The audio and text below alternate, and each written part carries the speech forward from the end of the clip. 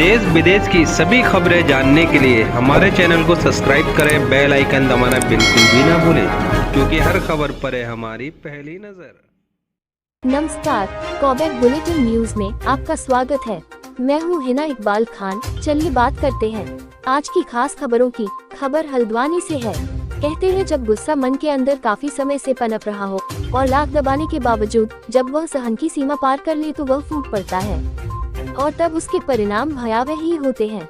ठीक ऐसा ही बुधवार को MBPG कॉलेज के ठीक सामने मौजूद पार्क में देखने को मिला। यहाँ मौजूद पढ़ा लिखे युवा बेरोजगारी में सरकार के प्रति गुस्सा साफ नजर आया। ऐसे हालातों में बेरोजगार युवा के साथ कांग्रेस, उक्रांद सहित तमाम संगठनों का एक मंच पर साथ खड़ा होना भाजपा के लिए अब खतरनाक साबित हो सकता है।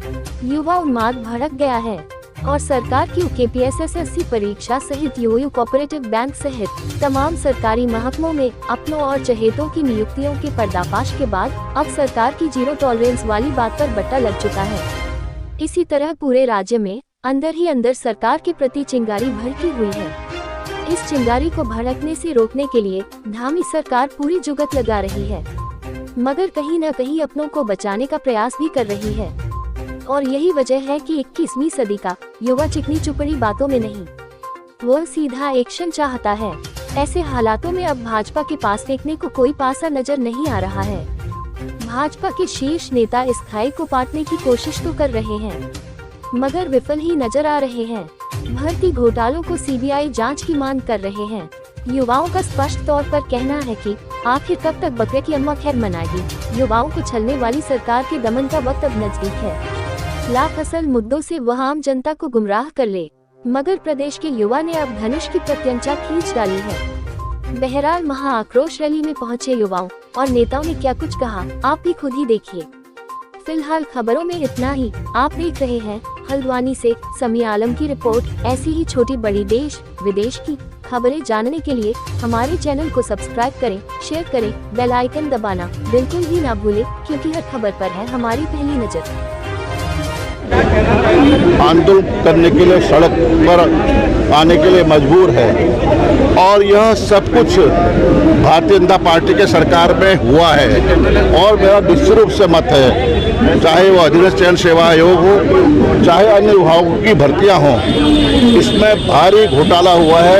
अपने चहेतों को, अपने लोगों को और ऐसे लोगों को रोजगार सुलभ कराया गया जो पात्र ही नहीं थे और जो योग्य थे, जो काबिल थे, जो मेहनतकश थे, नौजवान थे, उनके भविष्य के साथ खिलवाड़ हुआ है। हमारी मांग है कि अधिनियम चयन सेवा आयोग में जो भारी घोटाला है, लगातार नियुक्तियां होती रही हैं, सरकार के नाक के नीचे होती हैं, जो जीरो टॉलरेंस की बात करते हैं, उनके नाक के नीचे, उनके सर पर ये सारा काम हुआ है। हम चाहते हैं कि जो माननीय उच्च न्यायालय के न्यायाधीश, वर्तमान न्यायाधीश या सुप्रीम कोर्ट के माननीय न्यायाधीश, उनके देखरेख में, उनकी निगरानी में CBI इंक्वायरी हो, तभी सच सामने आ पाएगा। हमारा कहना है कि SIT या विजिलेंस जांच से कहीं न कहीं इस मामले को दबाने की कोशिश की जाएगी और SIT के जो हमारे अधिकारी हैं, मैं उन पर प्रश्न नहीं कर रहा हूं, लेकिन मुझे मालूम है कहीं न कहीं सरकार का इतना दबाव होगा कि वो जांच प्रभावित हो सकती है और इसके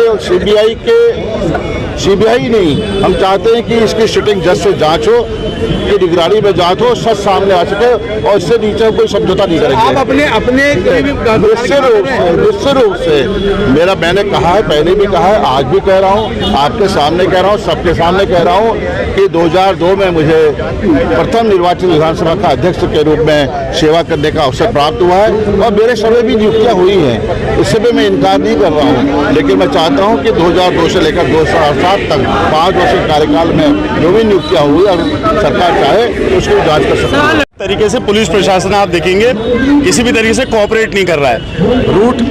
रूट की जो यात्रा का रूट था उसमें विक्टिम पैदा करने का कार्य करा और उसके बाद कॉलेज बंद करा दिया और जो यूथ कॉलेज से आना था उसको वो ना आए, सड़कों पे ना दिखे, तब भारी विरोध। ये सारी भर्ती की जो प्रक्रिया चली है और जिसको अनावृत करा है कांग्रेस ने शुरुआत करी इसको अनावृत करने में, और आज प्रदेश का युवा बागडोर संभालकर इसका नेतृत्व कर रहा है। तो हमारे प्रदेश के युवाओं को हमारा सलाम है, हम उनके साथ कंधे से कंधा मिलाकर चल रहे हैं। नहीं, बिल्कुल देखिए, ये तो पूरा संगठित तरीके से भ्रष्टाचार हुआ है, और सीबीआई तभी कांग्रेस लगातार मांग कर रही है कि सिटिंग जज की निगरानी में सीबीआई की जांच हो, और जिसने भी घोटाला करा हो, चाहे वो कितना भी बड़ा व्यक्ति हो, उसके खिलाफ कार्रवाई। सुमित जी, आज लगातार नहीं, बिल्कुल देखिए, विपक्ष सकारात्मक तरीके से एकजुट होकर, जहां पे हमारे पहाड़ की जवानी की बात आती है, युवाओं की बात आती है, हम सब लोग एक हैं इस प्रदेश के हित में, इस प्रदेश के युवाओं के हित में। कांग्रेस कंधे से कंधा मिलाकर हर संगठन के साथ चलने को तैयार है। पूरे उत्तराखंड में बहुत आक्रोश का माहौल है जो भर्ती घोटाला हुआ और जिसमें सरकार लीपापोती करने में जुटी पड़ी है। भ्रष्टाचार की खिचड़ी पे महंगाई का तड़का, युवा हतप्रभ है, और कहीं ना कहीं सरकार पर, उनकी एजेंसीज पर विश्वास नहीं कर पा रहे कि जो बड़े मगरमच्छ हैं, जिनके शह पर ये भर्तियां हुई, वो कहीं ना कहीं सरकार बचाने का प्रयास कर रही है, क्योंकि एसटीएफ और विजिलेंस दो अलग एजेंसी से जांच कराने पे ही एक सवाल उठता है। दूसरी बात, क्योंकि किसी भी एग्ज़ाम कंडक्ट कराने वाली जो भी एजेंसी होती है, जो हमने एक SSSC जो बनाया था, उसमें एग्ज़ाम कंट्रोलर हो गया, सचिव हो गया, आयोग के आपके अध्यक्ष हो गए, इनकी जिम्मेदारी होती थी सबसे पहले सरकार को, ताकि निष्पक्ष तरीके से जांच हो सके, उनको सबसे पहले सस्पेंड करना चाहिए था। लेकिन ऐसा ना करके, जब मामला हमारे उपनेता कांग्रेस वन कापरी जी जब गए, तो दूसरे दिन खाना पूर्ति के लिए सरकार ने कुछ कार्रवाई करी। लेकिन आज युवा जो इस मैदान पे उतरा है, और यही युवा है, मुझे याद है जो तब उत्तराखंड का आंदोलन चला था, युवा शक्ति नाम, महिला शक्ति ने, एक आंदोलनकारी हमारे साथ भी खड़े हैं। तो इस प्रदेश को इस भावना से कि युवाओं को रोजगार मिलेगा, लेकिन रोजगार के नाम पर सरकार भ्रष्टाचार फैला रही है। विपक्षों के द्वारा एक जनाक्रोश रैली का आज आयोजन किया गया है, और इस रैली के लिए बाकायदा इनके द्वारा अनुमति प्राप्त की गई है। इस पार्क जहां पर वो कर रहे हैं, इसके लिए अनुमति उन्होंने सिटी मजिस्ट्रेट कार्यालय से प्राप्त की है, और सुरक्षा के ठीक व्यापक इंतजाम है। फोर्स हमारी सभी जगहों पर लगी हुई है, ताकि किसी प्रकार का अशांति, उपद्रव, इस प्रकार की घटनाएं न हो पाएं। जिस तरह से भर्ती घोटाले सामने आए पूरे प्रदेश में, ये बहुत शर्म की बात है कि किस तरह से पूरे प्रदेश के जो हमारे नेता हैं, उन्होंने अपने रिश्तेदारों को जिस तरह से विधानसभा सचिवालय में भर दिया है, ये बहुत शर्म की बात है। इसलिए हमारे प्रदेश का एक युवा आक्रोशित है, उसी लिए आज यहाँ सड़कों पर उतरने को मजबूर है। तो आज ये शुरुआत है बहुत बड़े युवा आंदोलन की। जिस तरह से आंदोलन हुआ था हमारे प्रदेश को बनने के लिए, आज उसी तरह से दूसरा आंदोलन है इन नेताओं के खिलाफ कि एक अगर सीबीआई जांच आप ये नियम निकाल दीजिए, आप सीधे हमारे हाईकोर्ट के जज के अंतर्गत सीबीआई जांच हम मांग करते हैं, जो कि हम उम्मीद करते हैं कि उनके अंतर्गत अगर होगी तो निष्पक्षता से होगी। जबरन ट्रैक से हटाने का आंदोलन को काम करता आया है, और हमारी पहले दिन से मांग है कि नियुक्तियों में फर्जीवाड़ा नहीं होना चाहिए। ये जो फर्जीवाड़ा हुआ है, ये सरकार की नाक के नीचे हुआ है, हम इसका विरोध करते हैं। और हमने शुरुआत से ही कांग्रेस पार्टी के लोगों ने यूथ कांग्रेस के प्रदर्शनों के जो बेरोजगारों के साथ हमने प्रदर्शन करे, उसी का नतीजा है कि आज सरकार इसकी जांच करा रही है। और आप देख रहे हैं कि लगातार लोग पकड़े जा रहे हैं, लेकिन हम चाहते हैं कि सीबीआई जांच हो, क्योंकि ये बड़े जो भारतीय जनता पार्टी से जुड़े हुए नेता हैं, उनको बचाने का काम इस समय मौके की सरकार कर रही है। हम चाहते हैं सीबीआई की जांच हो और जो भी दोषी है उनके खिलाफ कार्रवाई हो। युवा बहुत परेशान है, इसलिए यहाँ आए हैं। आज हमारा पढ़ने का दिन था, लेकिन हम वो सब छोड़ के हम यहाँ पर आए हैं, क्योंकि हमने इतनी मेहनत की लेकिन उसका रिजल्ट नहीं आया।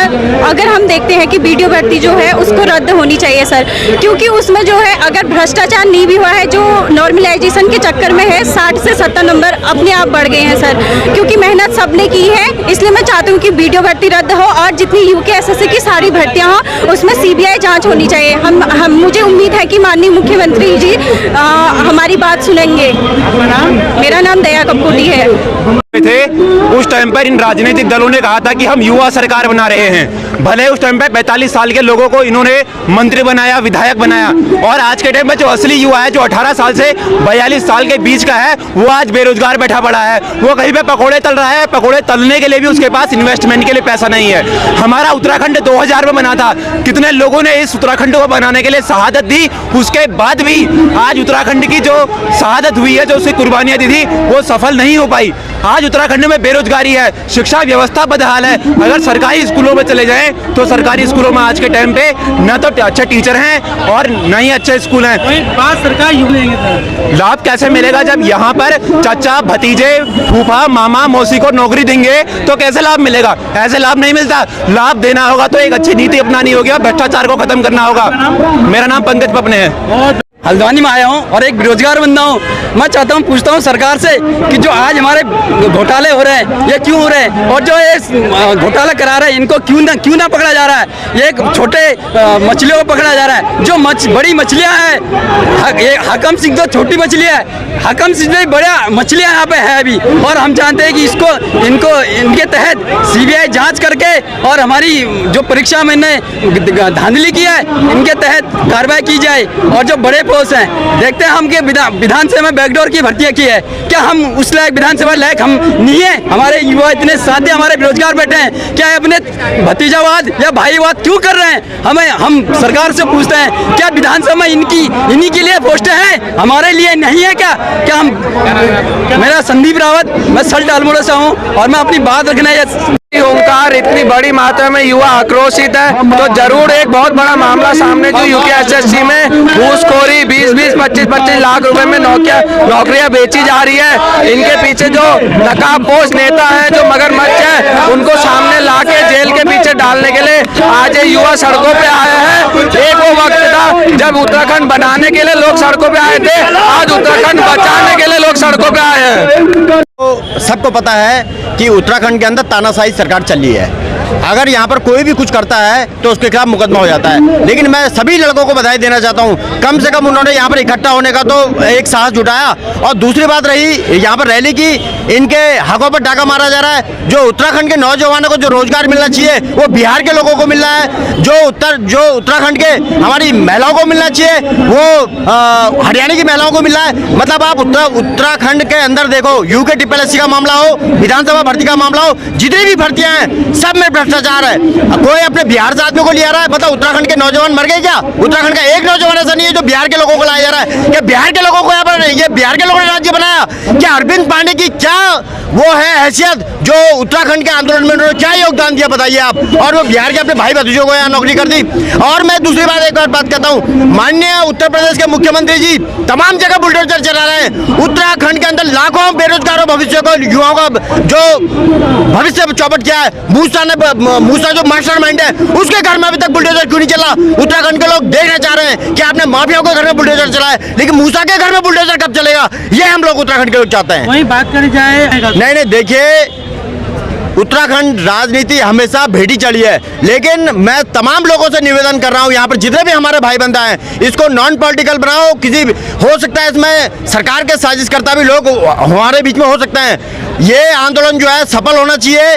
कोई बीच में पत्थरबाजी ना करे, कोई हमारे प्रशासन को वो ना करे। अगर रैली निकालनी है तो शांतिपूर्ण ढंग से अपना आक्रोश व्यक्त करे और हमेशा सच्चाई की जीत होती है। नाम सुशील उनियाल। युवाओं की आवाज़ को दबाने का काम कर रही है।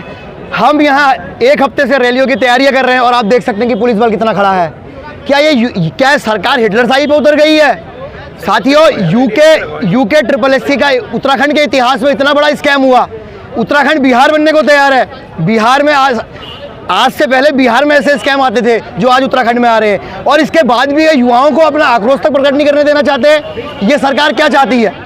हमारी ये मांग है कि जो STF जांच कर रही है उसकी जांच STF से हटाकर CBI जांच करे, क्योंकि STF कैसे निष्पक्ष जांच कर लेगी, क्योंकि ये खुद उसके ऊपर बैठ रखे हैं। जब CM कार्यालय उसमें, जब CM की उसमें डायरेक्ट इन्वॉल्वमेंट है तो कैसे निष्पक्ष जांच हो जाएगी? आप बताइए मुझे। तो हमारा ये मानना है कि आज CBI जांच होगी, इसके बाद युवा कूच करेगा और उसके बाद युवा अपनी आवाज़ को देहरादून तक पहुँचाने का कार्य करेगा।